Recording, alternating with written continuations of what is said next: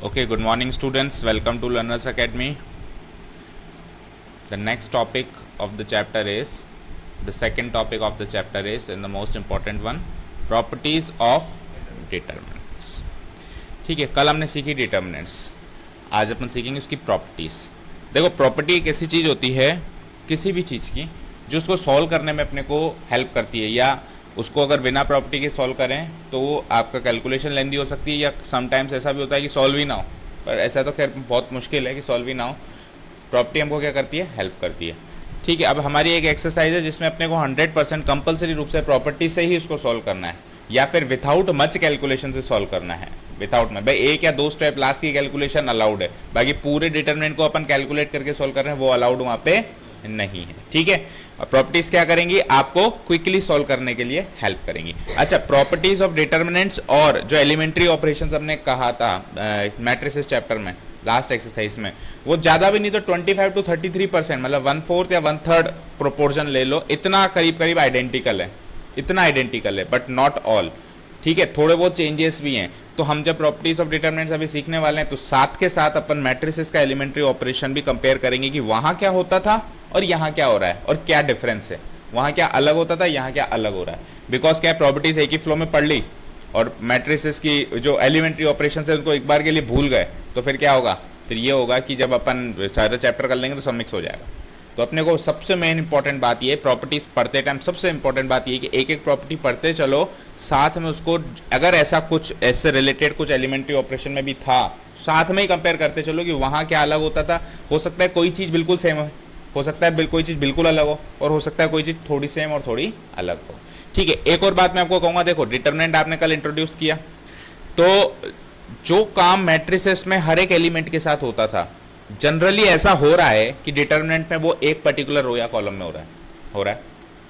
समझ रहे हो, जो काम वहां पे मैट्रिसेस के हर एक एलिमेंट के साथ होता था, यहां पे जनरली ऐसा हो रहा है। मतलब प्रॉपर्टीज में भी बहुत सारी प्रॉपर्टीज इस बात पे डिपेंड करती है कि जो काम वहां पे पूरी एलिमेंट्स के साथ हो रहा था, यहाँ पे केवल और केवल एक पर्टिकुलर रो या कॉलम के साथ ही होगा, सबके साथ नहीं होगा। ओके, चलिए, तो properties of determinants, property number 1, total in all शायद 6 प्रॉपर्टीज हैं। स्टार्ट करते हैं, आप लिखते भी जाओ और समझते भी जाओ, और कोई डाउट हो तो पूछते भी जाओ। देखिए, properties of determinants, property number 1, transposing the determinant. Transposing the, अब इस प्रॉपर्टी का एक मेन हेडिंग भी याद करते हुए चलेंगे। मेन हेडिंग याद करेंगे तो अपने को याद रहेगी कि प्रॉपर्टी क्या थी। ठीक है, क्यों, क्योंकि अभी एनसीईआरटी के एग्जांपल्स उठा करके देखेंगे ना, तो उन्होंने क्वेश्चंस कैसे सॉल्व किया है, यूजिंग प्रॉपर्टी 1, यूजिंग प्रॉपर्टी 2। तो एग्जाम में थोड़ा लिख सकते हैं अपन यूजिंग प्रॉपर्टी। प्रॉपर्टी 1 क्या है वो बतानी पड़ेगी ना, बोलो प्रॉपर्टी 1 क्या है वो बतानी पड़ेगी। तो हम क्या लिख देंगे, उसकी हेडिंग भी डालेंगे। तो बड़ा ही समराइज करके ये नोट्स बने हुए हैं, आप ध्यान से, मतलब एक बार पढ़ने में समझ में आ जाए। ट्रांसपोजिंग द डिटरमिनेंट, ट्रांसपोज करने का मतलब क्या होता है, हमने मैट्रिसेस में सीखा था, बोलो रो को एंड कॉलम को चेंज करना है। लेट अस से हमारे पास ये मैट्रिक्स है जिसमें कुछ एलिमेंट्स थे A B C D E F G H. अच्छा, वन मोर थिंग, प्रॉपर्टीज ऐसा कोई जरूरी नहीं है कि किसी एक पर्टिकुलर ऑर्डर पे ही अप्लाई होगी। Order 1, order 2, order 3, order 4, order 5, any order पे प्रॉपर्टी अप्लाई हो सकती है। बट हमारे कोर्स में ऑर्डर 3 की ही प्रॉपर्टीज हैं, तो हम ऑर्डर 3 पर ही इसको सीमित करेंगे। बट ऐसा फिक्स मत मान लेना कि प्रॉपर्टी केवल ऑर्डर 3 पे ही अप्लाई होती है और दूसरे ऑर्डर पे भी अप्लाई होती है। तो अभी 3/3 की बात करेंगे। तो लेट अस से ये मैट्रिक्स है, तो इसका ट्रांसपोज मान लो ये ए है, तो ए ट्रांसपोज क्या होता था, ए बी सी, मतलब ऐसे रो को कॉलम लिख देते थे, D E F G H आई, राइट, ऐसे ही होता था। अब सुनिए ध्यान से, हमने वहां पे सीखा था ये दो मैट्रिसेस अलग अलग हैं। अब देखो मैं वापस कंपेयर कर रहा हूं, हर प्रॉपर्टी को मैं मैट्रिक्स से कंपेयर करूंगा ना। मैट्रिक्स में क्या होता था, अगर ऐसा मैट्रिक्स में कर देते थे तो ये मैट्रिक्स अलग मानी जाती थी और ये मैट्रिक्स अलग। एक्चुअली इसका ट्रांसपोज है तो अलग मैट्रिक्स, मतलब इसको कोई नई मैट्रिक्स बी का नाम दिया जा सकता है ना बेटा, दिया जा सकता है। These are not equal, but determinant में ये इक्वल हैं, डिटरमिनेंट में ये इक्वल हैं। दैट मींस ए मैट्रिक्स का डिटरमिनेंट निकालो या उसके ट्रांसपोज का डिटरमिनेंट निकालो, द वैल्यू रिमेन्स सेम। तो कहता है ये, क्या कहता है, the value of the determinant does not change. Does not change को अंडरलाइन करो। If it's rows are written as columns and columns are written as rows, if its rows are written as columns and columns are written as rows, that is determinant of matrix A is always equal to determinant of matrix A transpose. Determinant of matrix A is always equal to determinant of matrix A transpose. Symbolically इसको ऐसे denote कराएंगे, जब अपन ये property use करेंगे किसी भी question में तो अपन सिंबॉलिकली क्या लिखेंगे, तरीका करीब करीब वही है, रो सारी की सारी रो इंटरचेंज कर रहे हो सारे के सारे कॉलम से, राइट। तो R I interchange with C I, R I interchange with C आई,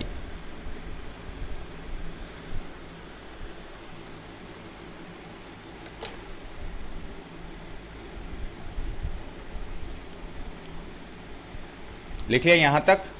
थोड़ा बहुत और कंपैरिजन करते हैं। देखो मैट्रिसेस में हम दो रोज को इंटरचेंज कर सकते थे, राइट, यानी are I interchange with R J कर सकते थे, are I interchange with R J, या फिर दो कॉलम्स को कर सकते थे, सी आई इंटरचेंज विथ सी जे, ये कर सकते थे। बट वो भी किसी मैट्रिक्स में नहीं कर सकते थे, वो एक मैट्रिक्स इक्वेशन में कर सकते थे, किसी मैट्रिक्स में नहीं कर सकते थे। किसी मैट्रिक्स के आपने दो रो इंटरचेंज कर दी तो वो पहले वाली मैट्रिक्स अलग मैट्रिक्स है और जो अब मैट्रिक्स बन गई वो अलग मैट्रिक्स है। These are not equal matrices, but हाँ मैट्रिक्स इक्वेशन में आप अगर ऐसा कर देते हो तो क्या होगा, LHS should will again be equal to RHS, वहां पे इक्वेशन जो है वो चेंज नहीं होगी, ठीक है। और डिटर्मिनेंट में क्या है, डिटर्मिनेंट में तो रो तो चेंज कर ही नहीं सकते, अभी तक तो यही आया। अभी हमने क्या सीखा कि रो को कॉलम से इंटरचेंज कर सकते हैं, लेकिन सारे ऐसा नहीं कि एक आदि चेंज कर दिया, रो वन को कॉलम वन से इंटरचेंज कर दिया तो फिर बाकी एलिमेंट्स आप लिख ही नहीं पाओगे, पॉसिबल ही नहीं लिखना। कैसे लिखोगे, रो वन को आपने कॉलम वन लिख दिया, बाकी के 6 एलिमेंट्स कैसे अरेंज करेंगे, तो सारे के सारे कॉलम से इंटरचेंज होंगे। तो पहली प्रॉपर्टी क्लियर है। अभी एग्जांपल भी लिया था ABC, इस तरीके से अगर मैं इसको ट्रांसपोज कर दूं तो उसकी वैल्यू सेम होगी। अच्छा वैल्यू सेम क्यों होती है, ये भी लॉजिक लगाते हैं। चलो देखो मेरी बात सुनो, वैल्यू सेम क्यों होती है, बोलो खुशी। अगर अपन ट्रांसपोज कर देते हैं तो वैल्यू सेम कैसे हुई, लेट अस से ABCDEFGH। देखो प्रॉपर्टी को पढ़ के बस लिख लेना और याद करना इज नॉट इंपॉर्टेंट, ये तो आप कर ही चुके हो ना, ऐसा काम तो आप कर ही रहे हो, लेकिन फिर भी प्रॉपर्टी से आपके क्वेश्चन सॉल्व नहीं हो रहे, ऐसा आपने पाया होगा, पढ़ने के बाद भी नहीं हो रहे। क्यों, क्योंकि डेप्थ में नहीं गए, लॉजिक नहीं पकड़ा कि ऐसा क्यों हो रहा है।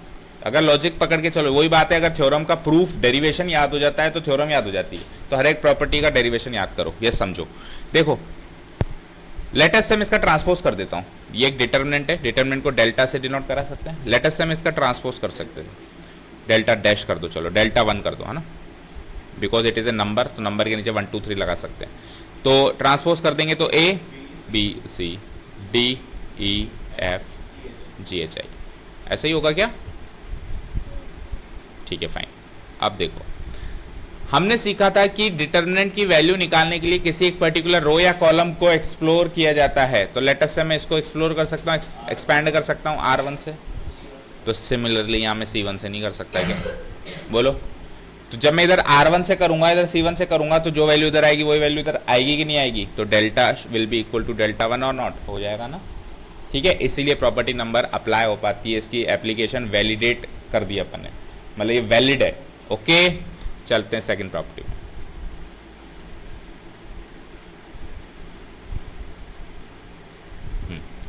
एक और बात, मैट्रिक्स इक्वेशन, मैट्रिसेस में तो खैर ऑपरेशंस अलाउड ही नहीं थे, मैट्रिक्स इक्वेशन में अलाउड थे ना। मैट्रिक्स इक्वेशन में हमने एक रूल पढ़ा था कि अगर आपने ERO स्टार्ट कर दिया तो ERO से एंड होगा, ECO स्टार्ट कर दिया तो ECO से ही एंड होगा, बट ऐसा बंदिश यहां नहीं है। आपने उस एक स्टेप में रो वाली कोई प्रॉपर्टी लगा दी, अगली स्टेप में आप कॉलम वाली लगा सकते हो, कोई मना नहीं करेगा, या कॉलम वाली लगा दी तो रो वाली लगा सकते हो, ठीक है। बिकॉज ये इक्वेशन नहीं चल रही है, ये तो पूरा डिटर्मिनेंट की वैल्यू है ना, तो वैल्यू को आप कितनी बार भी बदल दो, okay. Property number 2, interchange of any two rows और कॉलम्स। लिखिए interchange of any two rows और कॉलम्स, प्रॉपर्टी का नाम है ना। प्रॉपर्टी 1 में तो क्या सारी रोज और सारी कॉलम्स आपस में इंटरचेंज हो गई थी, रो कॉलम से इंटरचेंज हो गई थी। अभी रो कॉलम से इंटरचेंज होने की बात नहीं कर रहा हूं, रो टू रो या कॉलम टू कॉलम। देखो और लगाया मैंने, और एंड में बहुत फर्क होता है ना। देखो अगर मैं यहां एंड लगा दूं ना तो इसका मतलब क्या होगा कि कोई भी दो रो को दो कॉलम में बदलना है, ठीक है। बट मैंने और लगाया, और लगाने का मतलब है कि या तो इसको पढ़ो या तो यहां तक रीड करो इसको, और यहां फिर ये चीज रीड करो, दोनों में से एक बात रीड करो। तो interchange of any two rows या फिर interchange of any two columns क्या कहता है, the value of determinant gets negative if we interchange any two rows और any two columns of the determinant. अच्छा ये चीज़ भी ध्यान से देखना, वन एट ए टाइम होना चाहिए। अभी इसका भी डिस्कशन करेंगे थोड़ा डिटेल में। सिंबॉलिकली इसको कैसे रीड करते हैं, सिंबॉलिकली तो आप खुद भी बना दोगे, कोई बड़ी बात नहीं है। आप दो रोज को इंटरचेंज करते हो तो R I interchange with R J लिखते हो, या दो कॉलम को और लगा के लिखते हो, दो कॉलम को इंटरचेंज करते हो तो सी आई इंटरचेंज विद सी जे लिख लो। फिर इसका एक एग्जाम्पल देते हैं।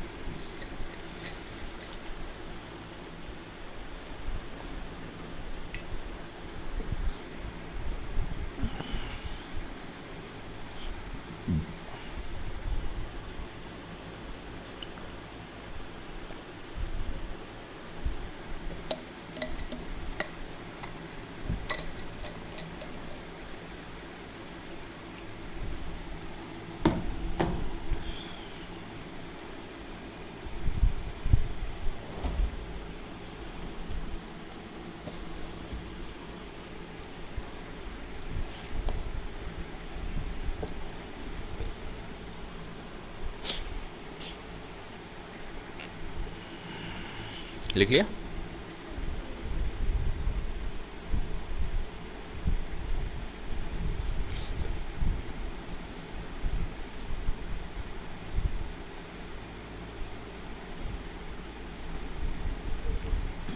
ओके लिख लिया क्या? चलिए अब डिस्कस करते हैं। और डिस्कस अपन हमेशा क्या करते हैं, जनरल डिस्कशन करते हैं। देखो ऐसा हो जाए कि मेरे पास एक डिटर्मिनेंट है लाइक दिस, 3x3 में ही अपन सारे एग्जांपल देंगे, A B C D E F G H I, ये एक डिटर्मिनेंट है मेरे पास। अब अगर मैं इस सपोज करो ये डेल्टा है, सपोज करो ये क्या है, डेल्टा है। अगर मैं ऐसा करूं कि कोई नया डिटर्मिनेंट बना दूं डेल्टा 1, जिसमें इस डिटर्मिनेंट की कोई भी दो रो इंटरचेंज करके लिखूं, कोई भी दो रो, लेटर से रो 1 को इंटरचेंज कर दिया रो 2 से, तो ये क्या हो जाएगा, डी ई एफ ऊपर हो जाएगा and A B C and G H I. ठीक है, तो अब क्या होगा, अब ये होगा कि ये वाला डिटर्मिनेंट इस वाले डिटर्मिनेंट का नेगेटिव होगा। This will be equal to minus of original determinant. तो ये वाला जो नया डिटर्मिनेंट बना वो ओरिजिनल डिटर्मिनेंट का क्या होगा, नेगेटिव होगा। अब इसको कंपेयर करो मैट्रिक्स में क्या होता था। मैट्रिक्स में जब अपन दो रो इंटरचेंज करते थे तो ऐसा कुछ नहीं था कि मैट्रिक्स की नेगेटिव मैट्रिक्स बन जाती थी। पहली बात तो मैट्रिक्स में कर ही नहीं सकते, मैट्रिक्स इक्वेशन में करते हैं, बट मैट्रिक्स इक्वेशन में भी जब अपन करते थे एलएचएस आरएचएस में काम, तो रो 2 रो 3 से रो 1 रो 2 से जब इंटरचेंज करते थे तो वो एज इट इज आ जाती थी। ऐसा नहीं होता था कि कोई नेगेटिव साइन लगाना है, ऐसा नहीं होता था। यहाँ पे क्या लग जाएगा, डिटर्मिनेंट के आगे क्या लग जाएगा, नेगेटिव साइन लग जाएगा। ऐसा इसलिए क्योंकि सपोज करो मैं यहाँ पे इससे एक्सप्लोर करूं, लॉजिक पकड़ना, डिटेल में नहीं तो ऊपर ऊपर से तो समझ ही सकते हैं। देखो सपोज करो मैं इसको इस वाली रो से एक्सपैंड कर रहा हूं और मैं इसको इस वाली रो से, दोनों में मैं एबीसी से ही एक्सपैंड कर रहा हूं। किससे एक्सपैंड कर रहा हूं, एबीसी से ही। तो प्रॉब्लम ये हो गई कि एबीसी की वहां पे जो पोजीशंस थी वो क्या थी, देखो इवन ऑड इवन, और अब क्या हो गई, ऑड इवन ऑड। यस और नो? तो ए वहां पे जो पॉजिटिव होना चाहिए था अब नेगेटिव है, बी वहां पे जो नेगेटिव होना चाहिए था वो पॉजिटिव है, और सी वहां पे जो पॉजिटिव होना चाहिए था वो नेगेटिव। तो ईच एंड एवरी एलिमेंट की साइन चेंज हो गई। तो अगर ईच एंड एवरी एलिमेंट का साइन चेंज हो रहा है तो डिटरमिनेंट का ओवरऑल साइन चेंज होगा कि नहीं होगा, होगा ना। और ऐसा हमेशा ही होगा, आप करके देख लो। कोई भी दो रो को उठा के चेंज करोगे, कोई भी दो रो को उठा के चेंज करोगे तो मुझे बताओ उनके पोजीशन चेंज होंगे नहीं होंगे, होंगे। या फिर दो कॉलम को भी चेंज कर दोगे तो पोजीशन चेंज होंगे। लेटर से कॉलम भी चेंज करके बताते हैं। जैसे कि डिटरमिनेंट 2 ले लिया मैंने, डिटरमिनेंट 2 ले लिया। अब मैं क्या कर रहा हूं, कॉलम, ये तो क्या किया मैंने, रो 1 इंटरचेंज विद रो 2। अभी मैं क्या करूंगा, column 1 interchange with column 2, column 1 interchange with column 2 करो। तो ए डी जी इधर बीच में लिखूंगा और बी ई एच इधर लिख दूंगा, B E H A D G, and column 3 में कोई चेंजेस नहीं है, सी एफ आई। अभी भी क्या होगा कि ये वाला डिटरमिनेंट भी जो है ओरिजिनल डिटरमिनेंट का नेगेटिव होगा। अब इसने बड़ी एक प्यारी बात कही, ये तो समझ में आ गया होगा। अब इसने बड़ी एक प्यारी बात कही कि वन एट ए टाइम। भाई आप दो रो को कर सकते हो एक साथ इंटरचेंज, आप दो कॉलम को कर सकते हो, लेकिन एक ही स्टेप में आप दो रो और दो कॉलम को मत कर देना। कोई कहे कि क्यों, सबसे पहली चीज तो आपका दिमाग इतना फास्ट नहीं चल पाएगा, क्योंकि दो रो को इंटरचेंज करोगे, दो को तो कुछ एलिमेंट्स तो कॉमन भी है ना, जो इधर भी होंगे इधर भी होंगे, तो या तो आपका इतना दिमाग फास्ट चलना चाहिए। दूसरी बात, अगर आपने कर दिया तो भी गलत है। क्यों? क्योंकि फिर अगर आप दो रो और दो कॉलम को कर रहे हो तो फिर नेगेटिव नहीं होगा साइन, फिर तो वापस पॉजिटिव हो जाएगा, क्योंकि नेगेटिव ऑफ नेगेटिव पॉजिटिव है। तो इसीलिए भी गलत है कि आप गलती से नेगेटिव ना लगा दो, और इसीलिए भी गलत है कि इतनी फास्ट आप अजम्पशन या एनालिसिस या लॉजिक यहाँ पे लगा सकोगे नहीं लगा सकोगे। अब जो एलिमेंट पहले यहाँ था अब कहाँ होगा, वो आप इतनी फास्ट ओरली कर पाओ। तो हमेशा सजेस्टेड होता है कि 1 एट ए टाइम, एक बार इधर भी लेके जाना, उसी स्टेप में आपको सोचना एक बार, इससे अच्छा लिख ही लो भाई। आप सोचने में जितना दिमाग लगाओ उतनी देर में आप लिख लोगे। तो always suggested 1 at a time. ठीक है, क्लियर है, कोई डाउट नहीं है? ठीक है, तो ये थी हमारी प्रॉपर्टी नंबर 2 कि क्या करें, किसी भी दो रो को या दो कॉलम को इंटरचेंज करें, the value of determinant gets negative. Gets negative को यहाँ पे देखो अंडरलाइन किया हुआ है, आप ही कर देना गेट्स नेगेटिव। ओके जी, चलते हैं प्रॉपर्टी नंबर 3। प्रॉपर्टी नंबर 3,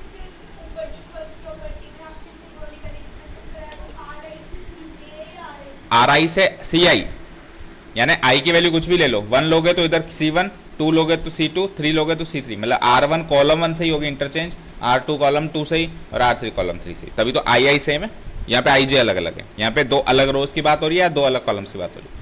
ठीक है, डिफ्रेंसिएशन हो गया। चलते हैं आगे। प्रॉपर्टी नंबर 3, प्रॉपर्टी नंबर 3 का नाम है हम शक्ल प्रॉपर्टी। प्रॉपर्टी नंबर 3 का नाम है हम शक्ल प्रॉपर्टी। डालिए हेडिंग, हाँ लिखो ना, this is just to keep you reminded about the properties. मेरे लिए थोड़ी ना लिखा, आपके लिए लिखा है, because we can not use ना कि using property 3, but we can also not use using हम शक्ल प्रॉपर्टी। ये आप एग्जाम में नहीं लिखेंगे, आपको याद रह जाए लंबे समय तक, उसके लिए ये थोड़ा सा बनाया हुआ है आपके लिए।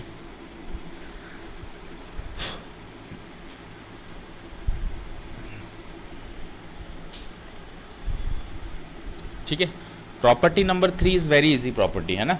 और बच्चे वेट करते हैं कि प्रॉपर्टी नंबर 3 लग जाए हमसे बस एक बार, क्योंकि उससे क्या होती है, वैल्यू ऑफ डिटरमिनेंट 0 हो जाती है। क्या हो जाती है? Value of determinant. ये कहता है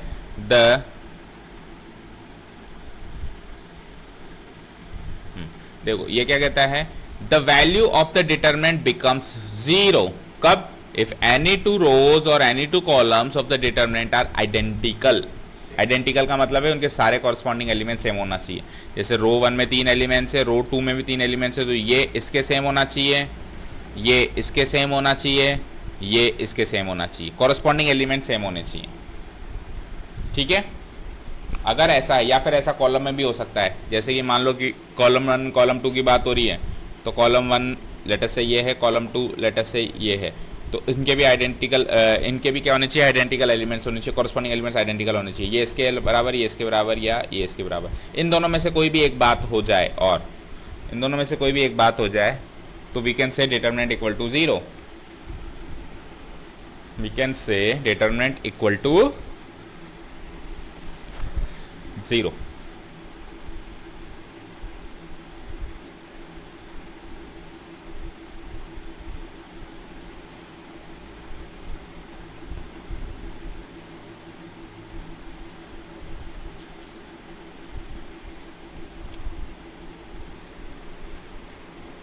ठीक है, सिंबॉलिकली कैसे लिखा है, if RI equal to RJ, अब 2 रो इक्वल हैं, दैट मीन्स उसके सारे कॉरस्पॉन्डिंग एलिमेंट्स इक्वल हैं, या फिर CI equal to CJ implies, इन दोनों में से कोई भी एक चीज हो जाए। देखो इन दोनों में से कोई भी एक चीज और लगाया, या तो ये बात हो जाए या ये बात हो जाए, दोनों से इंप्लीकेशन क्या निकल के आएगा कि डेल्टा इक्वल टू 0। दोनों क्या इंप्लाई करते हैं, मतलब दोनों एक साथ होने जरूरी नहीं, दोनों में से कोई भी हो जाए तो क्या इंप्लाई करते हैं लोग कि डेल्टा इक्वल टू 0। ठीक है, इंपॉर्टेंट चीज यहां पे नोट करने की है कि लेटस से मेरे पास डिटरमिनेंट है लाइक दिस ABC, तो अब रो 1 और रो 2 को आप आइडेंटिकल सोच रहे हो, तो रो 2 भी ऐसी होनी चाहिए ABC। ऐसे नहीं चलेगा, ऐसे नहीं चलेगा BAC कि सर आप कहो कि सर देखो इसमें B था, इसमें भी B तो है, इसमें A है, इसमें C है। नहीं, सेम पोजीशन पे होने चाहिए, क्योंकि वहां पे एक बड़ा प्यारा वर्ड लिखा हुआ है कॉरस्पॉन्डिंग। कॉरस्पॉन्डिंग, कॉरस्पॉन्डिंग एलिमेंट ही सेम चाहिए, सेम पोजीशन वाले ही सेम चाहिए। तो आप इसको BAC और जो भी है जैसे EFG, तो मैं इसको गारंटी से नहीं कह सकता कि ये इक्वल टू 0 है ना, इसको मैं गारंटी से नहीं कह सकता, लेकिन अगर यहाँ पे ABC हो जाए तो फिर गारंटी हो जाएगी कि वो 0 है।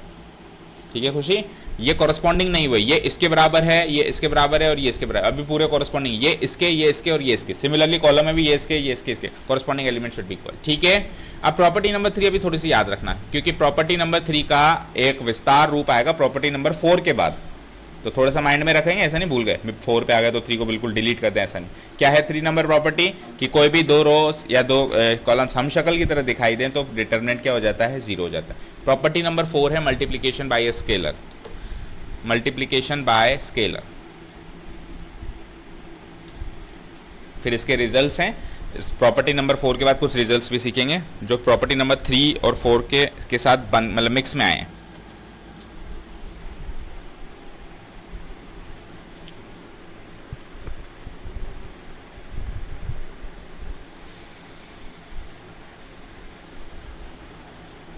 ठीक है, लिखो एक बार, मल्टीप्लीकेशन बाय स्केलर। अच्छा मुझे बताओ, मैट्रिक्स में मल्टीप्लीकेशन बाय स्केलर के क्या मायने होते थे? सारे एलिमेंट से मल्टीप्लाई होता था। दैट मीन्स अगर मेरे पास एक मैट्रिक्स है, लेट अस से मेरे पास एक मैट्रिक्स है A equal to A B C D E F G H I, और अगर मैं इस मैट्रिक्स को K नाम के स्केलर से मल्टीप्लाई कर दूं, K इंटू A कर दूं, तो होगा क्या?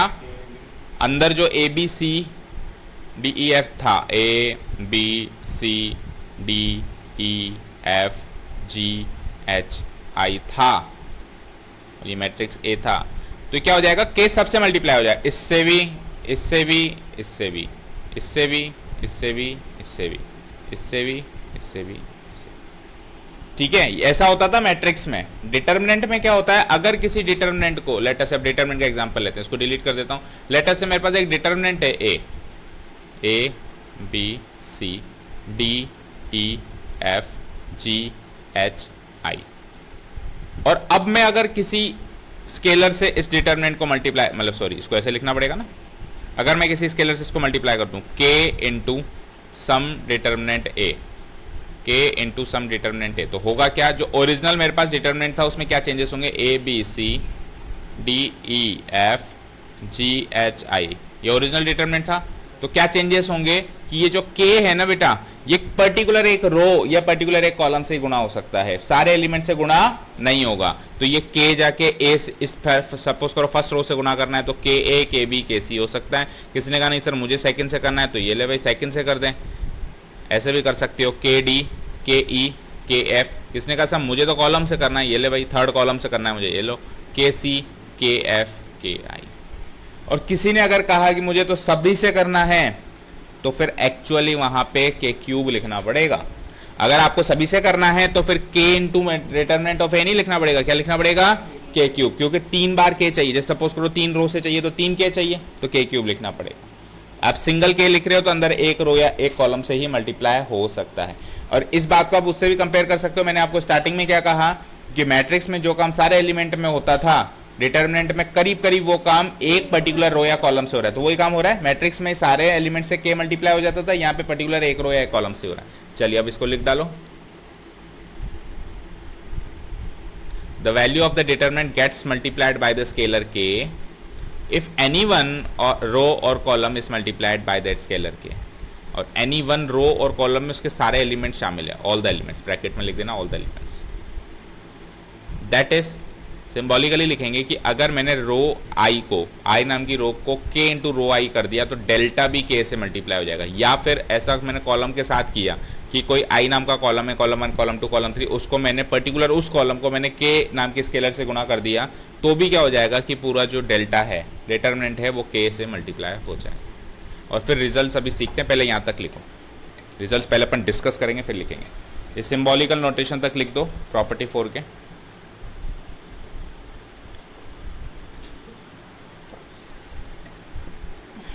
अब चल गया है वाईफाई, वहाँ पे निशान आ गया है ना। चलो हमारा तो काम हो रहा है। वैसे वो तो स्क्रीन रिकॉर्ड करनी थी, दूसरे सॉफ्टवेयर से हो गई।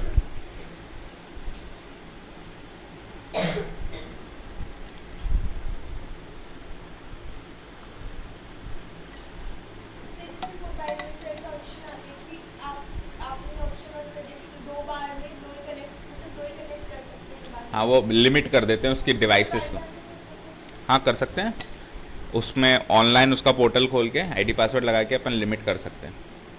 अभी शायद इसकी लिमिट 20 है ना, 20 डिवाइस है एट ए टाइम। फिर उसमें क्या होता है कि कई बार अटक जाता है काम, क्योंकि कई बार इमरजेंसी, वाईफाई का मतलब क्या है, वाईफाई और मोबाइल में डिफरेंस है ना। वाईफाई का मतलब क्या है कि आप ओवरऑल किसी को भी कनेक्ट कर सको। फिर एकदम से मान लो कभी कोई क्लास लेनी पड़ती है या कोई नया लैपटॉप पे अपन क्लास ले रहे हैं, सपोज करो कई बार सुधाकर सर अपने लैपटॉप पे भी आगे क्लास लेते हैं, वो क्लास लें और मैंने लिमिट कर रखा हो, फिर मुझे फ़ोन करें बैंक में कि सर ये तो चल ही नहीं रहा, फिर मैं ऑनलाइन पोर्टल खोल लूँ, उसकी लिमिट बढ़ाऊँ, तो एट टाइम्स वो काफ़ी एक्टिव हो जाता है। क्या ही फ़र्क पड़ता है, पैसे तो उतने ही लगते हैं महीने के, कितनी भी डिवाइस कनेक्ट हो जाए तो इसलिए अनलिमिटेड प्लान है वैसे भी। ओके, लेट्स फॉरगेट दैट, अभी करते हैं अपन इसकी बात। तो मल्टीप्लिकेशन बाय स्केलर, ये यहाँ तक हो गया क्या बच्चों, ये बताओ। तो फिर इसके रिजल्ट्स हैं बड़े इंपॉर्टेंट, जिसमें अपन प्रॉपर्टी नंबर 3 को भी शामिल करेंगे। यहाँ तक करो एक बार।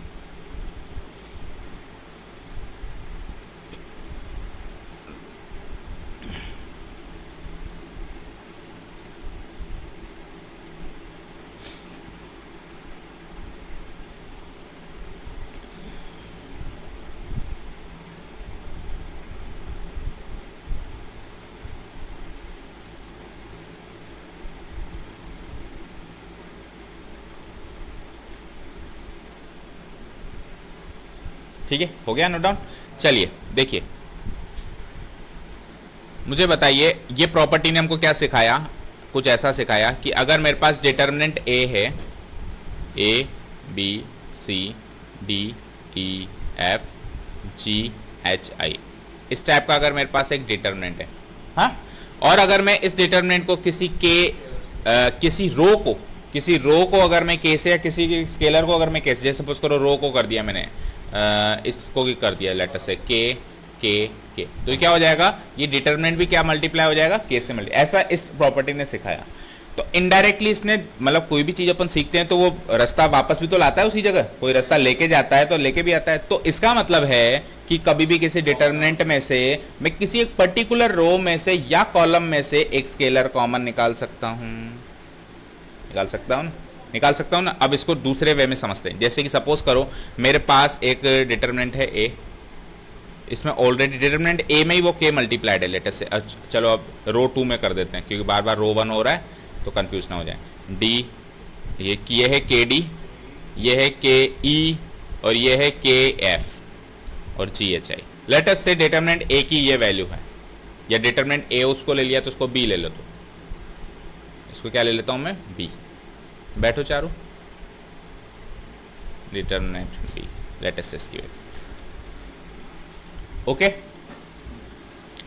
अब अगर मेरे को ये चीज दिखाई दी कि यार इसमें रो 2 में से सब में के आ रहा है, तो I can take out K as common from the row 2 of determinant. तो कैसे लिख सकता हूं मैं इसको, दिस इज इक्वल टू नहीं, के 1/k, क्यों, के ही कॉमन लोगे ना, 1/k कहां कॉमन है, के कॉमन है, आई कैन टेक आउट के। अभी 1/k की भी बात करूंगा, आपके माइंड में क्या चल रहा है वो भी समझ गया मैं। के को बाहर निकाल के आप ऐसे लिख सकते हो, A B C D E F G H I, इसका पहला रिजल्ट है, समझ आया। कभी भी किसी भी समय किसी भी पल आपको कोई भी एक रो या एक कॉलम में कोई भी एक स्केलर कॉमन का मतलब है कि सारे एलिमेंट्स में वो मल्टीपल दिखे, तो you can take out it as common and keep it aside, है ना, और डिटरमिनेंट बाकी ऐसे कैसे रख सकते हो। ठीक है, क्लियर है। अब आप कह रहे हो 1/k, तो 1/k का मतलब ये है, देखो आपके माइंड में ये चल रहा है कि कभी भी किसी डिटरमिनेंट के किसी भी रो या कॉलम को आप किसी भी स्केलर से मल्टीप्लाई कर दो, बट बाहर 1/k रख देना। बात तो एक ही है, कैसे, वो बात भी ले लेते हैं कि लेटस से मेरे पास ये डिटरमिनेंट है ए, ये डिटरमिनेंट है A B C D E F G H I. अब मेरी इच्छा कर रही है कि यार मैं रो 3 को के से मल्टीप्लाई करूं, तो कर दो, कोई मना नहीं कर रहा, बट अब बाहर 1/k रखना पड़ेगा, तभी तो वो वैल्यू सेम करेगा। अब सपोज करो इसमें से मैं k कॉमन ले लूं तो k/k 1 हो गया ना, वापस डिटरमिनेंट a मिल गया मुझे। तो एक ही प्रॉपर्टी के 2-3 रिजल्ट्स हैं, कभी किस तरह का रिजल्ट अप्लाई करना पड़ेगा, कभी किस तरह का। आप कॉमन निकाल सकते हो, आप किसी भी रो और कॉलम को मल्टीप्लाई कर सकते हो स्केलर से, बस उसके रेसिप्रोकल से बाहर मल्टीप्लाई कर देना। भाई मुझे बताओ 5 को मैं देखो इधर देखो खुशी, 5 को मैं इंटू 2 इंटू 1/2 नहीं लिख सकता क्या, अभी भी 5 ही है ना, तो आपने 2 से मल्टीप्लाई किया तो 1/2 से फिर मल्टीप्लाई कर दो। तो किसी एक पर्टिकुलर रो को आपने k से मल्टीप्लाई किया तो बाहर 1/k से फिर मल्टीप्लाई कर दो, तो वापस ओरिजिनल डिटरमिनेंट मिलेगा कि नहीं मिलेगा? समझ आया? समझ आया? ठीक है, तो पहला रिजल्ट यही कहता है जो अभी हमने सीखा कि we can take out any common scalar from any one row और column at a time of the day. At a time मतलब एक बार में एक ही लेना। सपोज करो रो 2 में भी वो कॉमन है, जैसे 2 2 2 2 2, दो रो में 2 2 2 कॉमन है, तो आप फिर 2 कॉमन नहीं लोगे, फिर 4 कॉमन लोगे, क्योंकि एक रो से 2 कॉमन आया। तो इसलिए वो सजेस्ट कर रहा है एट ए टाइम करना, कि अगर आपने 2 रोज में से आपको 2 कॉमन दिखाई दिया और आपने 2 ही कॉमन ले लिया तो गलत है वो। तो आप एक एक करके करो तो इस तरीके से 4 कॉमन आएगा आपका बाहर। ठीक है, मैट्रिक्स में क्या होता था?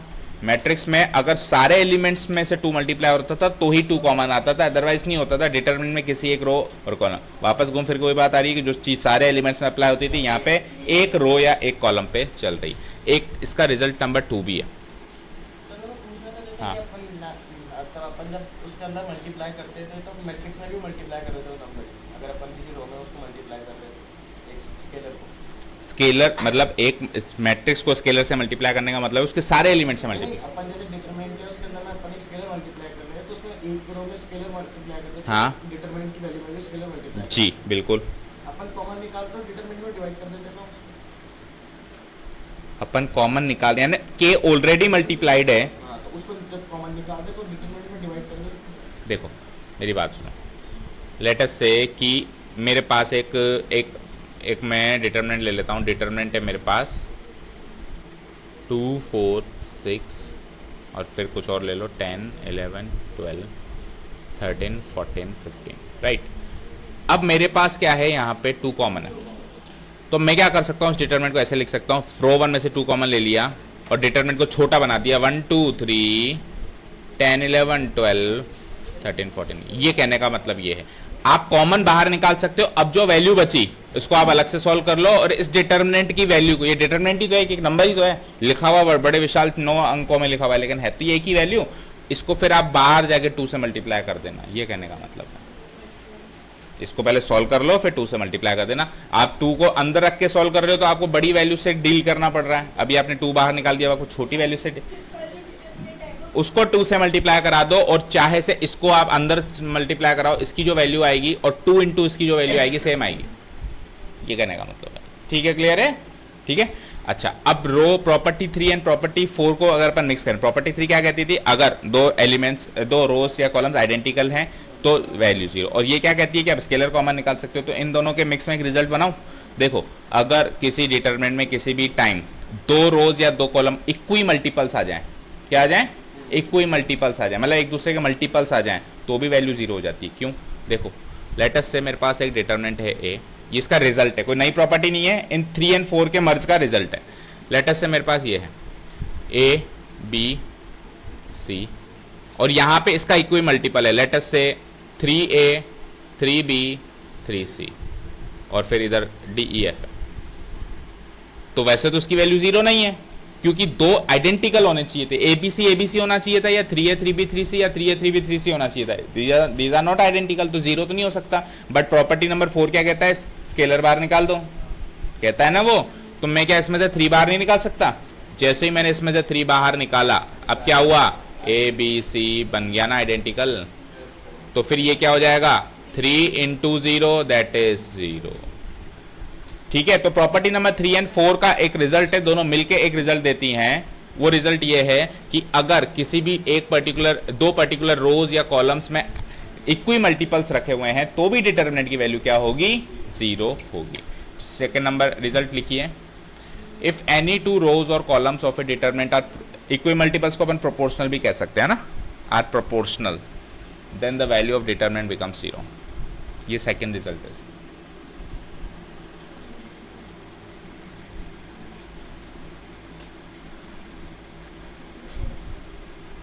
क्लास 9 आ गए सब लोग? अभी बच रहे हैं मनन और एंजल।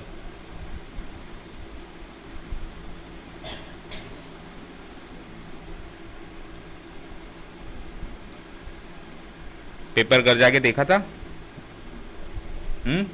घर जाके देखा था कितने मार्क्स आ रहे हैं? नहीं देखा? खुल रहे हैं?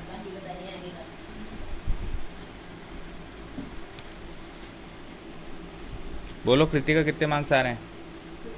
फुल ही आ रहे हैं?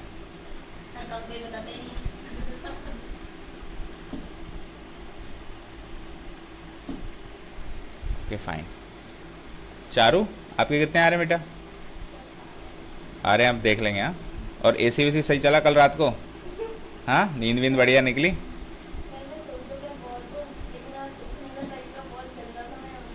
क्यों, बाल्टी डाल दी क्या पानी की? तो हाँ, छिपकली रख दी? छिपकली डमी नकली रखी कि असली रखी? अच्छा, नकली लाए थे ना, असली तो नहीं लाए थे ना।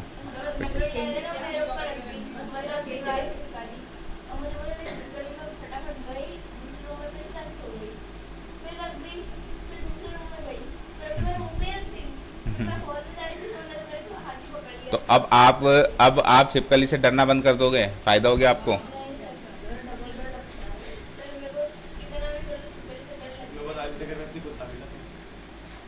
चलो फाइन, हो गया ये रिजल्ट। ठीक है, ये इसका मैथमेटिकल नोटेशन समझ में आया। देखो A1 A2 A3 B1 B2 B3 और रो थ्योरम में हमने क्या कर दिया, किसी k से मल्टीप्लाई कर दिया। ठीक है, तो आप ऐसे भी समझ सकते हो कि k को कॉमन ले लूं तो ये आइडेंटिकल हो जाएंगे, आइडेंटिकल हो जाएंगे तो 0 हो जाएगा। या फिर आप ऐसे भी समझ सकते हो कि row 1 and row 3 are proportional, proportional है ना, इसको इससे डिवाइड करें तो 1/k, इसको इससे डिवाइड करें तो भी 1/k, इसको इससे डिवाइड करें तो भी 1/k, ये इक्वी मल्टीपल्स हैं, ये इसका इक्वी मल्टीपल है, कैसे भी समझ लो, डिटरमिनेंट की वैल्यू 0 हो जाएगी। ठीक है, कितनी प्रॉपर्टीज हो गई हमारी? 4। प्रॉपर्टी 5 है splitting the determinant into 2 determinants. लिखो, splitting the determinant into 2 determinants. बस इसके बाद एक प्रॉपर्टी और है ना, एक्सरसाइज कल करेंगे। 6 ही तो प्रॉपर्टीज हैं। चलो थोड़ा सा क्विकली लिखो, फिर थर्ड एक्सरसाइज आ जाएगी। Property number 5, splitting the determinant into 2 determinants. अरे थोड़ी सी आवाज कम करो।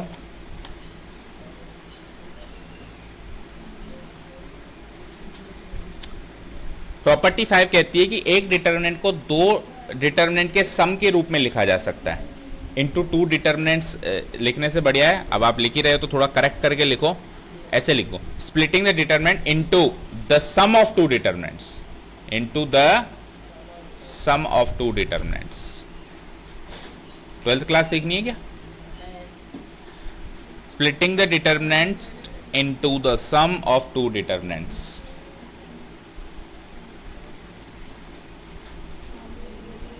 पढ़ते हैं क्या कहता है ये।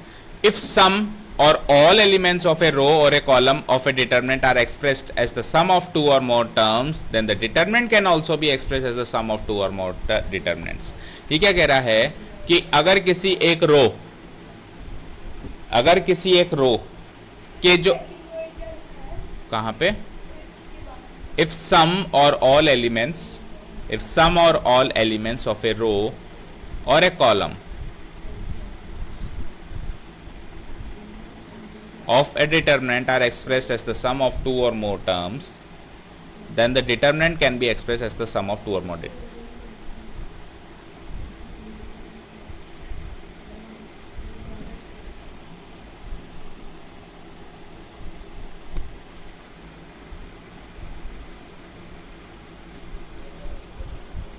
ठीक है, लिख लिया?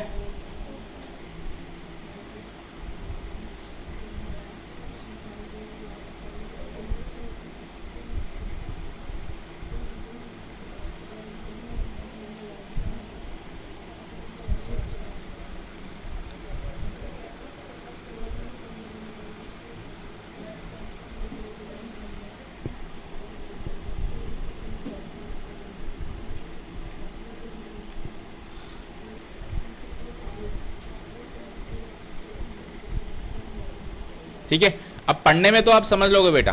प्रॉब्लम ये कि देखो क्लास 12 का स्टूडेंट पढ़ने में प्रॉपर्टी समझ जाता है, इसी कोई बहुत डिफिकल्ट प्रॉपर्टी नहीं है, बट इसके इर्द गिर्द की जो कॉम्प्लिकेशंस है वो कोई नहीं समझाता, वही तो समझनी है, इसलिए तो आप आए हो। देखो पढ़ने में तो कोई खास बात नहीं है कि ये क्या कह रहा है कि किसी भी एक रो या किसी भी एक कॉलम के जो सारे के सारे टर्म्स, यह जरूरी नहीं है सारे, सम भी लिखा हुआ है, सम, कुछ एक टर्म्स भी अगर ऐसे हैं जो दो टर्म्स के सम के रूप में एक्सप्रेस किए जा सकते हैं, अगर ऐसा है तो आप डिटर्मिनेंट को भी उस हिसाब से दो डिटर्मिनेंट के सम के रूप में एक्सप्रेस कर सकते हो। जैसे कि इसमें रो 1 जो है वो a1 प्लस लैम्डा 1 है, a2 प्लस लैम्डा 2 है, a3 प्लस लैम्डा, तो इसके सारे के सारे टर्म्स दो टर्म्स के सम के रूप में एक्सप्रेस किए गए। तो हम इस रो 1 को स्प्लिट कर दें तो a1 a2 a3 यहां आ जाएगा, लैम्डा 1 लैम्डा 2 लैम्डा 3 आ जाएगा, बाकी रो 2 सेम एंड रो 3 सेम। तो डिटर्मिनेंट का भी सम के रूप में हम इसको एक्सप्रेस कर सकते हैं। ठीक है, क्लियर है?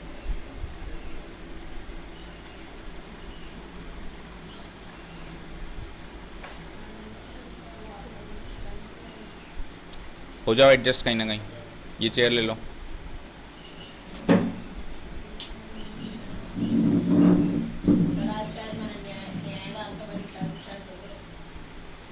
पहली वाली तो खत्म हो, टॉपिक तो खत्म हो उनका। टॉपिक बोल देने से खत्म नहीं होता ना कि खत्म कर दो। मनन क्यों नहीं आएगा? ऐसे गैसेस नहीं चलते।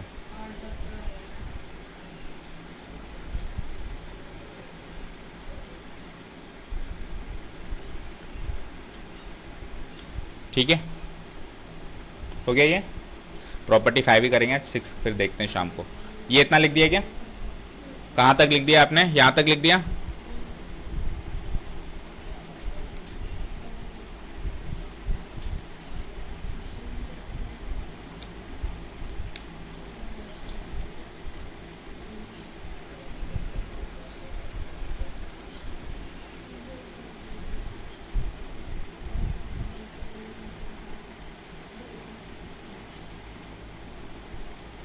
ओके, यहां तक लिख दिया, बोलो। और ये कैसे फंक्शनिंग हो रही है इसकी समझ में आ गई? किसी भी एक पर्टिकुलर रो के एलिमेंट्स को स्प्लिट कर रहे हैं, बाकी रो को सेम रख रहे हैं, और ऐसा कैसा काम अपन क्या कर सकते हैं? कॉलम में भी कर सकते हैं। अब सुनो ध्यान से, क्या मैं ऐसे कर सकता हूं क्या? मुझे बता। अच्छा, ये 3 में भी एक्सप्रेस कर सकते हैं इसको। लेटस से कि ये चलो मैं एक बार इसको क्लीन करके बताता हूं। लेटस से यहाँ पर है a प्लस बी प्लस सी, यहाँ पर है d plus E plus F, और यहाँ पर है g प्लस एच प्लस आई, और बाकी जो दो रोज हैं कुछ भी ले लो, k l m n o p, ये एक डिटर्मिनेंट है। तो जो पहली रो है वो 3 टर्म्स के सम के रूप में एक्सप्रेस की गई है। तो मैं इसको ऐसे भी लिख सकता हूं कि पहले तो लिख दिया मैंने a b नहीं d, a d g, और बाकी सारे element same k l m n o p, एक डिटर्मिनेंट ये बना दिया। प्लस सेकंड में मैंने क्या लिख दिया? बीच वाले एलिमेंट्स ले लिए, b e h, और फिर वही same k l m n o p, ठीक है। प्लस और लास्ट में मैंने क्या कर दिया? c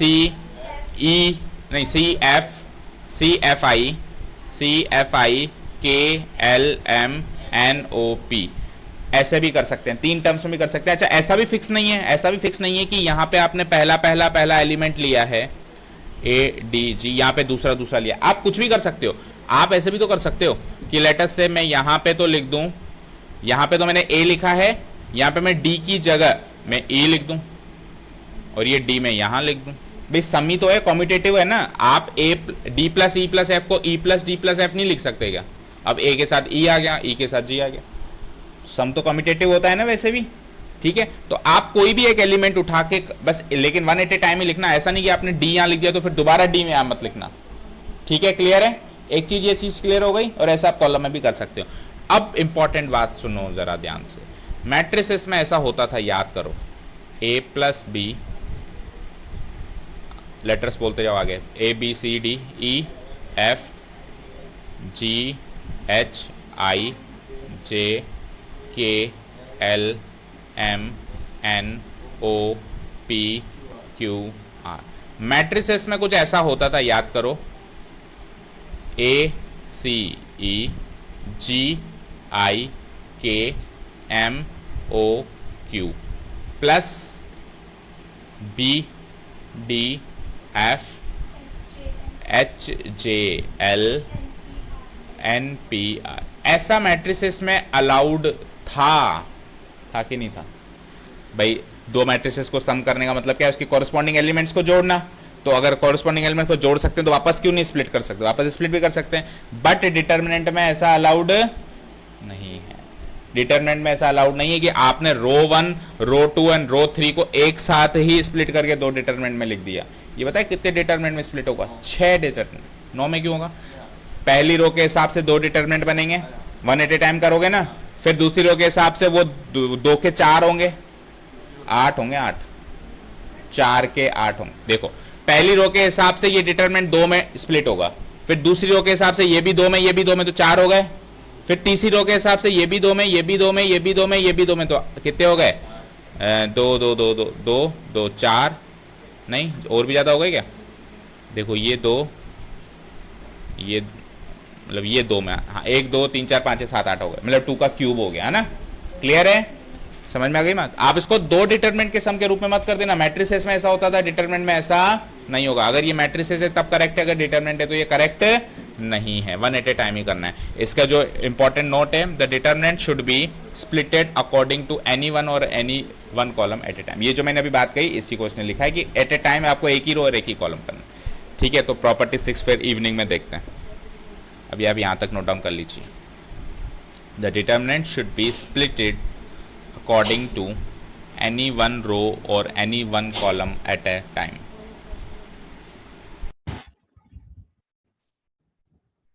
चलिए बच्चों, नेक्स्ट प्रॉपर्टी है प्रॉपर्टी नंबर 6। डालिए adding property number 6 and this is the last property of all the properties of determinants. अब देखो इसके जो पिछले प्रॉपर्टीज के हमने कुछ रिजल्ट सीखे, प्रॉपर्टी नंबर 4 के बाद हमने रिजल्ट सीखे ना, तो वो कोई अलग प्रॉपर्टी नहीं है। कॉमन निकालना अलग प्रॉपर्टी नहीं है, या फिर एक तरीके से इक्वल मल्टीपल्स होना अलग प्रॉपर्टी नहीं है ना। वो रिजल्ट्स हैं, कुछ कुछ प्रॉपर्टी के मिक्स के कुछ रिजल्ट्स हैं ना। प्रॉपर्टी तो केवल 3 एंड 4 ही थी, जिसके रिजल्ट्स हैं ये दो। ओके, लेट अस से प्रॉपर्टी नंबर 5 समझ गए, स्प्लिट कर देते हैं अपन, है ना। लेकिन 1 at a time, 1 at a time. अगर अपने को लग रहा है कि रो 2 भी स्प्लिट हो सकती है, तो पहले रो 1 को करो, फिर रो 2 को करो नेक्स्ट स्टेप में, नेक्स्ट स्टेप में जैसे रो 3 को भी कर लो। 1 at a time and determinant should be splitted according to any one row और any one column at a time. ये बात हो गई। चलो ठीक है, property number 6 the last property करते हैं नोट डाउन, फिर खत्म करते हैं। एलिमेंट्री रो और कॉलम ट्रांसफॉर्मेशन नंबर 3, ये प्रॉपर्टी का नाम नहीं है, ये केवल याद दिलाया जा रहा है आपको कि याद करिए। मैट्रिसेस चैप्टर में एलिमेंट्री रो या फिर कॉलम ट्रांसफॉर्मेशन 3 सीखे, तो उसमें नंबर 3 वाला जो था, नंबर 3 वाला same to same ditto, same to same ditto होगा यहाँ पे। ठीक है, वहां पे क्या होता था, मैट्रिक्स इक्वेशन में अप्लाई होता था, यहाँ सिंपली किसी भी डिटरमिनेंट की वैल्यू में अप्लाई हो जाता है और डिटरमिनेंट की वैल्यू भी अफेक्टेड नहीं होती है।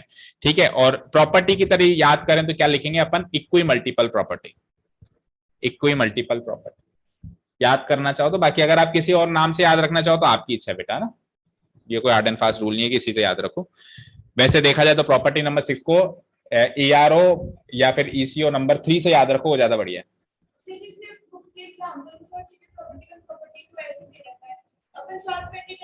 ना, we will not use like using property 3, क्योंकि कई बार होता है कि बोर्ड के जो एग्जाम्स, जो टेस्ट पेपर होते हैं, जो उन लोगों के हाथ में जाते हैं जो एनसीईआरटी बुक नहीं रेकमेंड कर रहे हैं, वो एनसीईआरटी एग्जाम्पलर रिकमेंड कर रहे हैं।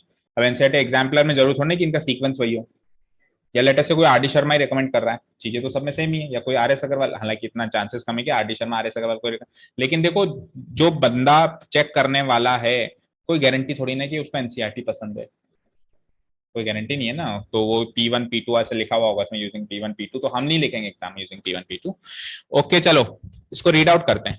इफ पहले एक बार लिख लो, फिर आपको जब मैं बताऊंगा तो आपको अरे यार यही बात है क्या, ये तो पहले भी सीख लिया हमने। देखो, if to each element of a row और column the equimultiples of the corresponding elements of some other row or column are added, then the value of determinant does not change, does not change, the value does not change, value is not affected at all। अब इसके इर्द गिर्द की बातें भी बात करेंगे कि इसको अगर आप मिसअंडरस्टूड ना कर लो इस प्रॉपर्टी को।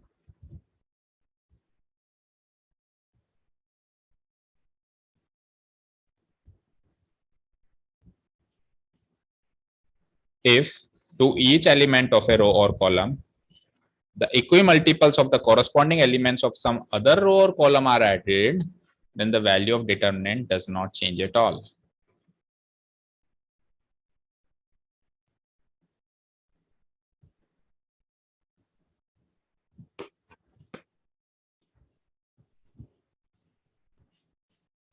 लिखिए यहां तक।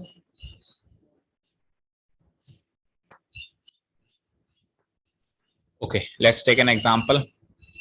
लेट अस से मेरे पास है ए बी सी,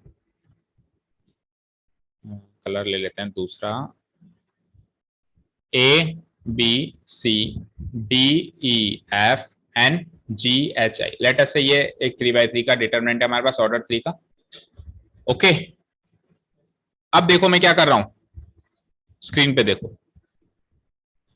हम एलिमेंट्री रो या कॉलम ट्रांसफॉर्मेशन नंबर 3 में क्या करते थे, ऐसा कुछ करते थे, याद है? जैसे R1 change to R1 plus 3R2 करते थे, या R1 changes to R1 plus 2/5 of R3, ऐसे भी कुछ कर देते थे, या R2 changes to R2 plus -6 times of R1, ऐसे भी कुछ कर देते थे।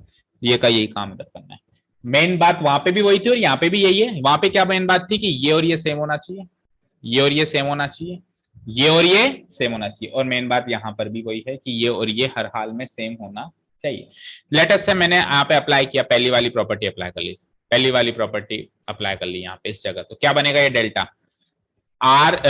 R2 का 3 गुना यानी 3D, तो और उस वो भी A में ऐड करना है, तो A प्लस 3D, फिर इसका 3 गुना 3E यानी B plus 3E, and last element वहां थोड़ी स्पेस कम यहां लिख देता हूं, C प्लस 3F, और बाकी elements does not change at all, D E F G H I, और यकीन मानो इस डिटरमिनेंट और इस डिटरमिनेंट की वैल्यू सेम आएगी। यानी वहां पे जो भी ERO ECO करते थे तो मैट्रिक्स इक्वेशन में डज नॉट चेंज होता था, लेकिन अगर मैट्रिक्स में कर दे तो चेंज होगा। यहाँ तो डिटरमिनेंट सिंपली एक डिटरमिनेंट में कोई इक्वेशन नहीं है, यहाँ पे सिंपली एक डिटरमिनेंट एक वैल्यू उसमें ऐसे कर लो, the value of determinant does not change. ठीक है, अब इतना याद करने के बाद पता नहीं क्यों प्रैक्टिस करते करते और बहुत सारी चीजें मिक्स हो जाती है, तो बच्चा पता नहीं क्यों ERO नंबर 2 पे पहुंच जाता है करते करते। ERO नंबर 3 क्या था, ये था, ERO नंबर 2 ये था, याद करो, R1 चेंजेस टू 2R2 यानी K times of R1 sorry, R1 changes to यानी कि किसी भी एक रो को एक स्केलर से मल्टीप्लाई कर देना, ये किया था अपन ने, तो वो केवल मैट्रिक्स में ही था, यहां पे बिल्कुल नहीं है। अगर आप ये चीज यहां अप्लाई कर दोगे तो वैल्यू ऑफ डिटरमिनेंट चेंज हो जाएगी, एक्चुअली वो 2 से मल्टीप्लाई हो जाएगी वैल्यू ऑफ डिटरमिनेंट, अभी सीखा है ना अपन ने। अगर किसी भी एक रो से अगर अपन किसी स्केलर को मल्टीप्लाई कर दें तो उसी स्केलर से डिटरमिनेंट की वैल्यू भी मल्टीप्लाई हो जाती है, तो और वहां पे डज नॉट चेंज होता था मैट्रिक्स में। जब अपन ये ERO नंबर 2 यही तो था, ऐसे ही तो था ERO नंबर 2 भाई, RI changes to some K times of RI या CI भी हो सकता है, ठीक है, यही तो था। लेकिन ये चीज जब अपन डिटरमिनेंट में अप्लाई कर रहे हैं तो value of determinant does not change, ऐसा नहीं है। यहाँ पे क्या है, value of determinant changes, it becomes K times of previous determinant. ठीक है, क्लियर है? लेकिन ERO और ECO नंबर 3 में फर्क नहीं पड़ रहा है। Is this clear? समझ आया? यानी दूसरे रो या कॉलम की कोई से भी मल्टीपल से आप इसको ऐड करके लिख सकते हो, लेकिन डायरेक्ट मल्टीप्लाई नहीं कर सकते। डायरेक्ट मल्टीप्लाई कर दिया तो फिर डिटरमिनेंट भी मल्टीप्लाई हो रहा है। ठीक है, क्लियर है? थोड़ा सा अजीब लगता है कि सर खुद से मल्टीप्लाई करने में तो डिटरमिनेंट की वैल्यू बदल रही है, दूसरे से मल्टीप्लाई करके ऐड कर रहा हूं यानी कि और ज्यादा बड़ा ऑपरेशन कर रहा हूं तो चेंज नहीं हो रही, छोटा सा ऑपरेशन कर रहा हूं तो चेंज हो रही है। ठीक है ना, बट ऐसा है। हम इसको प्रूव भी कर लेंगे, एक्सरसाइज में क्वेश्चंस भी आएंगे ऐसे कि आप इसको प्रूव करके दिखाएं। ओके,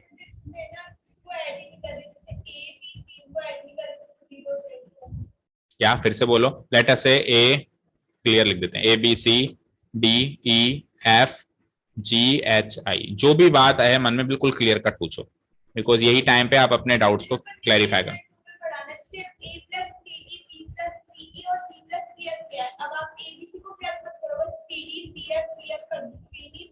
तो फिर तो वो फिर तो ये सपोज करो मैं ABC और केवल मैं इसका 3 गुना कर देता हूँ 3D। सर ये कहना चाहिए कि अच्छा, ABC दिखाना वो एलिमिनेट करके 3D 3D 3F लिख दो, ऊपर 3D 3E 3F लिख दूं तो एक्चुअली हमने करा क्या, एक बार पहले उस पर विचार करते हैं कि 3D 3E 3F और GHI। फर्स्ट ऑफ ऑल ये तो जीरो है, ये तो जीरो है, ठीक है, क्योंकि ये कौन सी प्रॉपर्टी होगी, ये कोई प्रॉपर्टी नहीं है, ये रिजल्ट है। ये रिजल्ट है कि अगर मैं यहां से कॉमन ले लूंगा और कॉमन ले लूंगा तो आइडेंटिकल हो जाएगी, है ना, हम शक्ल प्रॉपर्टी लग जाएगी।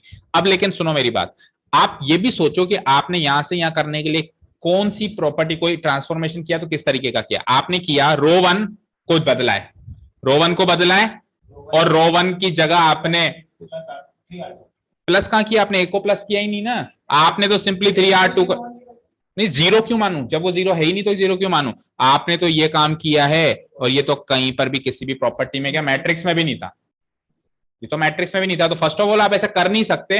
हाँ, ये करा कराया मिल जाए तो उसकी वैल्यू जीरो है भाई, ऑलरेडी वैल्यू ऐसी मिल जाए, ऑलरेडी वैल्यू ऐसी मिल जाए बिना कुछ करे ऐसी वैल्यू मिल जाए तो उसकी वैल्यू जीरो है, बट आप ऐसा कर ही नहीं सकते first of all. Is this clear, सारी बातें क्लियर है, तो हमने कहां तक नोट डाउन कर लिया है, और ऐसा का ऐसा ही काम कॉलम में भी चलेगा बेटा, ना कि अपन कॉलम किसी भी कॉलम के इक्वल मल्टीपल्स को दूसरे कॉलम में ऐड कर देंगे, उसकी वैल्यू में चेंजेस नहीं आएंगे, ठीक है। In other words, if we apply elementary row और कॉलम ट्रांसफॉर्मेशन नंबर 3, और ये भी वन एट ए टाइम,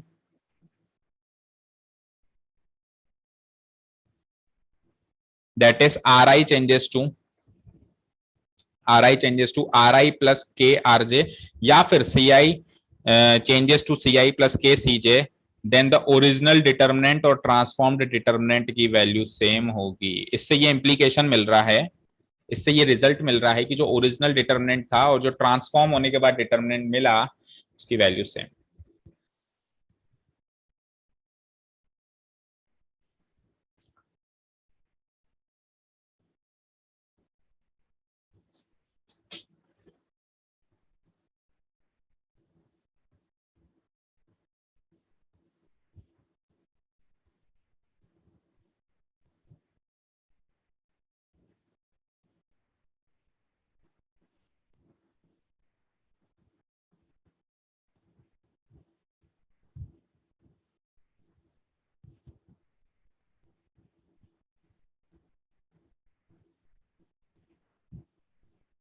यहां तक लिख लिया, ओरिजिनल डिटरमिनेंट की वैल्यू एंड ट्रांसफॉर्म्ड डिटरमिनेंट की वैल्यू विल बी सेम, ठीक है। तो अगर चाहे से आपको ये सारी बारी भरकम चीज नहीं समझ में आती, तो इन अदर वर्ड्स आप इतनी सी चीज समझ लो कि एलिमेंट्री रो या कॉलम ट्रांसफॉर्मेशन नंबर 3 की बात हो रही है, वो अप्लाई करो and original determinant transform determinant की वैल्यू क्या मिलेगी, आपको सेम मिलेगी। Most important thing is that कि अगर यहाँ पे आई आ रहा है तो यहाँ पे आई आएगा, और फिर वहां पे जे भी आएगा, वो अलग भी आना चाहिए, अगला वाला अलग भी आना चाहिए, अगला वाला सेम कर दो। आप ऐसे मत कर देना, कुल मिला के R1 changes to R1 plus 3R1 ही कर दो, तो एक्चुअली फिर आप 4R1 कर रहे हो, फिर तो डिटरमिनेंट 4 से मल्टीप्लाई हो जाएगा, डिटरमिनेंट की वैल्यू 4 गुना हो जाएगी। मतलब यहां पे और यहां पे अलग नंबर ही चाहिए हर हाल में, यहां पे आई रखा है तो वहां पे फिर आई नहीं आएगा, जे ही आएगा, अलग अलग नंबर चाहिए, यहाँ 1 है तो यहाँ 2 होना चाहिए, यहाँ 2 है तो यहाँ 3 होना चाहिए, और ये सेम होने चाहिए, सेम टू सेम कॉलम में भी होना चाहिए। इज दिस क्लियर, ठीक है बेटा, चलो आगे लिखते हैं, इसमें लिखो। अब इस प्रॉपर्टी को जो मैंने आपको बात कही ना अभी, सिंपल वे में समझाई, मतलब जनरल कैजुअल वे में समझिए, उसको लिख लेते हैं ना। तो इफ मोर देन, नोट लगा के लिखो,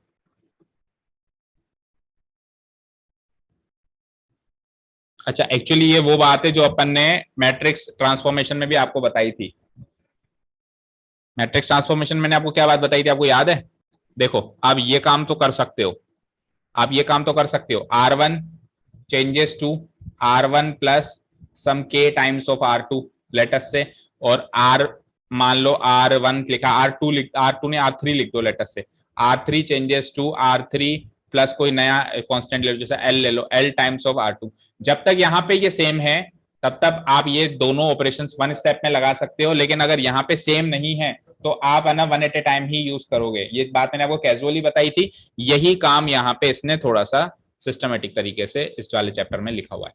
if more than one row और column transformations of the form this and this या this are applied in the same step, अगर सेम स्टेप में आप अप्लाई करना चाहते हो तो कर लो, कोई दिक्कत नहीं है। Then care should be taken, care ध्यान रखने वाली बात क्या है, to see that the row और column which is affected in the one transformation should not be used in the other transformation.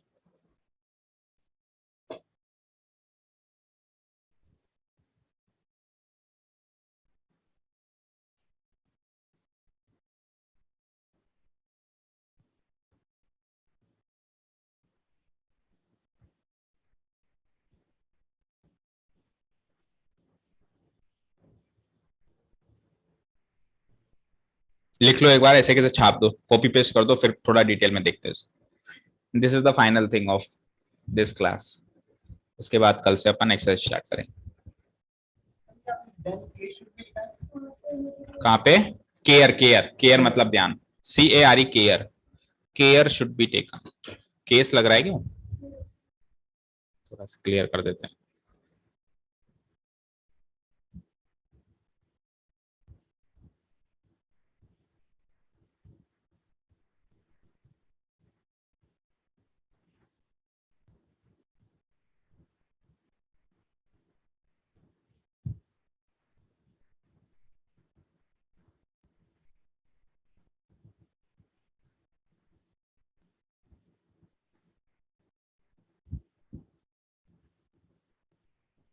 ठीक है, लिख लिया।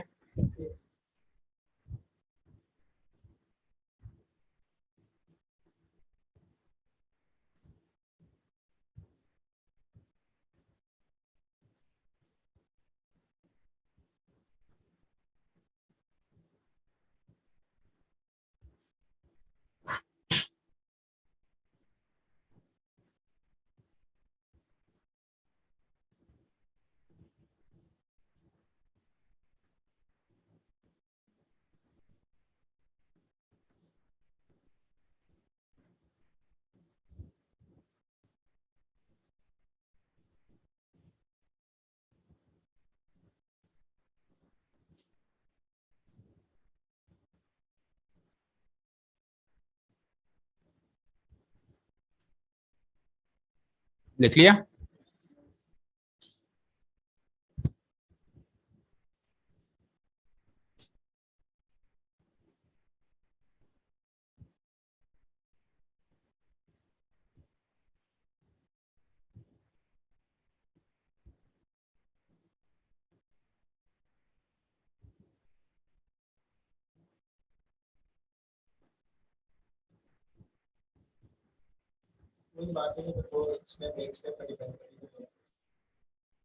एक बार लिख लो फिर डिस्कस करते हैं। लिख लिया सारा।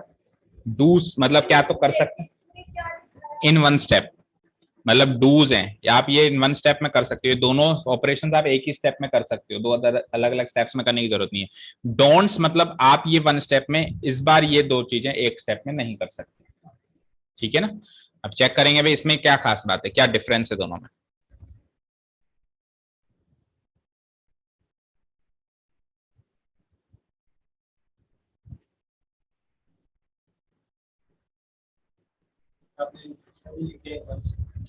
इन वन स्टेप में इसको डोंट करना है, मतलब आपको इसको वन स्टेप से ज्यादा स्टेप्स में करना है।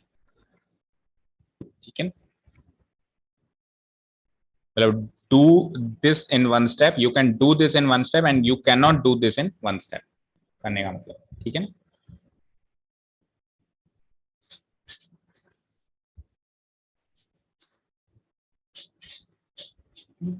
ठीक है, रेडी। चलो देखो सिंपल सी भाषा में समझते हैं। जब अपन किसी रो को बदल रहे हैं, इधर देखो सब लोग, हम किसी रो को बदल रहे हैं, तो बदलने वाली रो तो ये है, तो ये ऑब्वियसली किसी और रो के बेसिस पे बदल रही है। लेटर से ये R1 है और ये R1 R2 के बेसिस पे बदल रही है, मतलब R1 plus some multiple of R2। तो ये R1 बदली किसके बेसिस पे, R2 के, R2 के।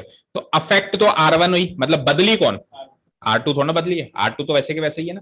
तो जब सपोज करो आप R1 को और R3 को बदलना चाहते हैं लेटस से, तो R1 भी R2 पे डिपेंड कर रही है और R3 भी R2 पे डिपेंड कर रही है, तो ये तो काम आप कर सकते हो। क्यों, क्योंकि R1 अफेक्ट हुई और R3 अफेक्ट हुई, तो R1 अफेक्ट हुई तो R1 का यहां कोई रोल नहीं है, R3 अफेक्ट हुई तो R3 का वहां कोई रोल नहीं है, तो ये काम तो आप कर सकते हो। लेकिन सपोज करो ऐसा होता कि R1 बदल रही है R2 के बेसिस पे और R3 को आप इस R1 के बेसिस पे बदल रहे हो, तो R1 तो अफेक्ट हुई थी ना पहले, R1 तो बदल गई थी ना, तो आपको तो बदलने के बाद वाली R1 लिखनी थी ना। आप तो अगर उसी स्टेप में अगर आप कर देते हो तो आप तो पहले वाली R1 लिख दोगे, आप तो पहले वाली R1 लिख दोगे ना, लेकिन आपको लिखनी क्या थी, बदलने के बाद वाली। तो कहने का मतलब ये है, रीड करते हैं इसको क्लियरली, अगर इस टाइप के मोर देन वन या रो या कॉलम ट्रांसफॉर्मेशन आप एक सेम स्टेप में करना चाहते हो, तो आप बस इतना ध्यान दें कि रो और column which is affected in the one transformation should not be used in the other transformation. जैसे कि देखो यहाँ पे आर आई अफेक्ट हो रही है और यहाँ पे आर के अफेक्ट हो रही है, तो देखो आर आई का यहाँ पे कोई रोल नहीं है और आर के का वहां कोई रोल नहीं है, नहीं है ना। नहीं है। दोनों के दोनों किस पे डिपेंड कर रहे हैं? जे पे डिपेंड कर रहे हैं, क्योंकि तीन ही तो हम 3x3 की तो बात कर रहे हैं, तो आई के जे तीन ही तो रो बनेगी ना। तो दोनों के दोनों कुल मिला के आप ऐसे याद रख लो कि दोनों के दोनों सेम पे डिपेंड करें तो कर सकते हो, या फिर ऐसे याद कर लो कि जो बदल रही है वो नीचे नहीं आनी चाहिए और जो नीचे बदल रही है वो ऊपर नहीं आनी चाहिए। और क्या नहीं कर सकते, देखो ये आर आई तो बदल गई और आपने फिर के को अगेन आई पे आई के हिसाब से बदलना चाहे तो वो पॉसिबल नहीं है। क्यों? क्योंकि अगर आप इसी स्टेप में इसको लिखोगे तो आप by default obviously original are आई डाल दोगे यहाँ पे, जबकि डलनी क्या चाहिए? बदली हुई आर आई। तो आपको अभी तक पता ही नहीं है ना कि क्या बदली है वो तो आप एक स्टेप करके फिर आप देखोगे अच्छा अब बदल के ही आ गई, अब उसी स्टेप में उसको डालोगे तो ऑब्वियसली अब एक स्टेप पहले वाली आर आई लिखोगे ना तो वो नहीं होगा। ठीक है, क्लियर है? सारी बातें क्लियर है? इसको थोड़ा सा और, अल्फा और बीटा यहाँ पे जो है वो कॉन्स्टेंट्स है ना, जैसे अपन के और एल की बात कर रहे थे अभी, तो वो अल्फा और बीटा है। ठीक है, क्लियर है? क्या क्या लिख दी? ए और बी? ए और बी मत लिखो, कॉन्स्टेंट्स को हम K L M alpha beta scalars को इसी वैल्यू से डिनोट करते हैं, these are alpha and beta ना। ओके, क्लियर है? सो दैट इज इट, ये हमारी 6 प्रॉपर्टीज हैं। फटाफट से क्विकली रिवाइंड करते हैं, फटाफट से ओरली, है ना। बोलो पहली प्रॉपर्टी क्या थी, देखिए कितना याद है। ट्रांसपोज, शॉर्ट में याद रखें, ट्रांसपोजिंग, जैसे मैट्रिक्स में ट्रांसपोज करते थे डिटरमिनेंट में ट्रांसपोज कर सकते हैं, वैल्यू नहीं बदलेगी। वैल्यू डिटरमिनेंट ये भी याद रखना है कि करना क्या है और उससे होगा क्या। करना क्या है? ट्रांसपोज है, उससे वैल्यू नहीं बदली। सेकंड, दो रो का इंटरचेंज कर सकते हैं। दो रो, यस, दो रो, एनी टू रोज या any two columns can be interchange, उससे वैल्यू नेगेटिव हो जाएगी, डिटरमिनेंट की वैल्यू अफेक्ट होगी और एक्जैक्टली नेगेटिव हो जाएगी। क्यों? क्योंकि पोजीशन बदल गई है ना, इवन ऑड हो गया और ऑड इवन हो गया। ठीक है, थर्ड,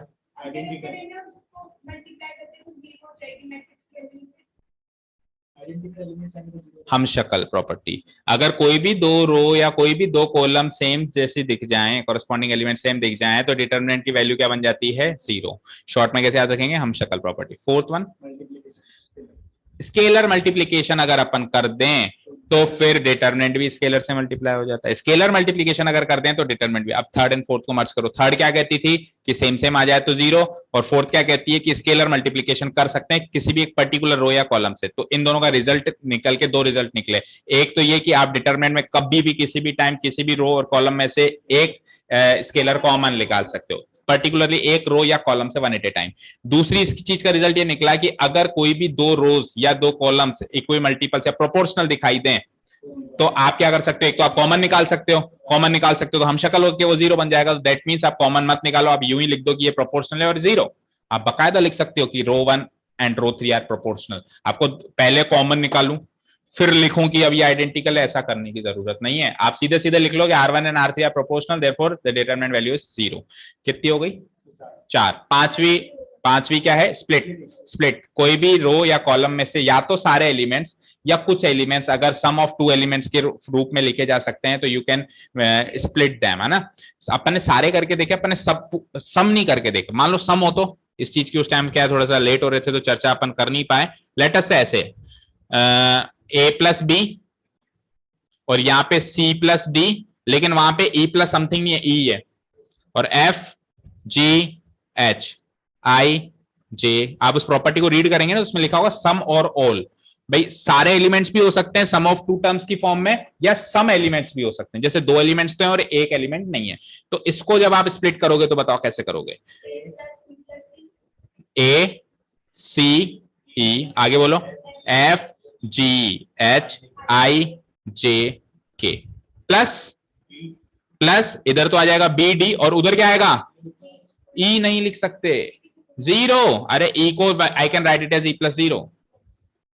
तो सम एलिमेंट्स में भी वो काम किया, बस आपको थोड़ा सा दिमाग लगाना पड़ेगा कि यहाँ क्या आएगा, यहाँ जीरो आएगा ना। और फिर सेम नीचे के वही एफ जी एच, तो ये सम एलिमेंट्स पे भी काम करेगी। Fine, F G H I J K. ठीक है, ये 5th नंबर प्रॉपर्टी। और लास्ट अभी अपन ने 6 रिसेंटली सीखी, क्या थी? एलिमेंट्री ट्रांसफॉर्मेशन, रो ट्रांसफॉर्मेशन या कॉलम ट्रांसफॉर्मेशन। नंबर 3 जो मैट्रिक्स में यूज होता था वो आप बेधड़क यहाँ पे यूज करो। हाँ, ओनली वही एप्लीकेबल है उन तीनों में से, है ना। The value of determinant does not change. ठीक है, चलो तो प्रॉपर्टीज खत्म, कल से अपन एक्सरसाइज शुरू करने वाले अभी डिस्कस कर। Thank you so much for listening to us, have a nice day, keep learning and yes.